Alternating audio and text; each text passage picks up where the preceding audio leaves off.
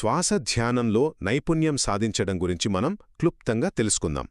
ఇది కేవలం ఊపిరి పీల్చుకోవడం గురించి కాదండోయ్. భిక్షువుల లాంటి వాళ్లు తమ ఏకాగ్రతను మామూలు శ్వాస నుండి ఇంకా సూక్ష్మమైన మానసిక స్థితికి మార్చడానికి ఉపయోగించే ఒక టెక్నిక్ అన్నమాట.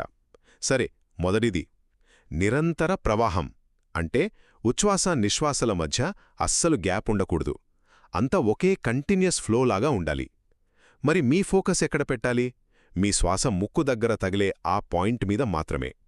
సింపుల్గా చెప్పాలంటే, ఒక వడ్రంగి చెక్క కోసేటప్పుడు రంపం పళ్లను చూడడు కదా, తను గీసిన గీతనే చూస్తాడు. అలాగే ఒక గేట్ కీపర్ ఎవరు వస్తున్నారు, ఎవరు వెళ్తున్నారనే చూస్తాడే తప్ప వాళ్ళ డీటెయిల్స్ పట్టించుకోడు. మీరు కూడా అంతే. ఆలోచనల్ని పట్టించుకోకుండా కేవలం శ్వాసను గమనించాలి. ఇక రెండోది, మీ ఏకాగ్రత పెరిగే కొద్దీ మీ శ్వాస చాలా సూక్ష్మంగా అయిపోతుంది. నెమ్మదిగా, తేలికగా మారిపోతుంది.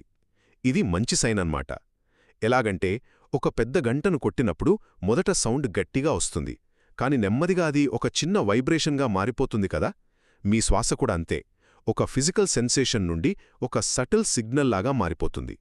ఇక మూడోది, ఇది చాలా ముఖ్యం. ధ్యానంలో ఇంకాస్త ముందుకు వెళ్ళాక మీ శ్వాస ఆగిపోయిందేమో అనిపించొచ్చు. మీ శరీరం గాలిలో తేలుతున్నట్టు కూడా అనిపించొచ్చు. కంగారుపడకండి, ఇది కూడా ప్రోగ్రెసే.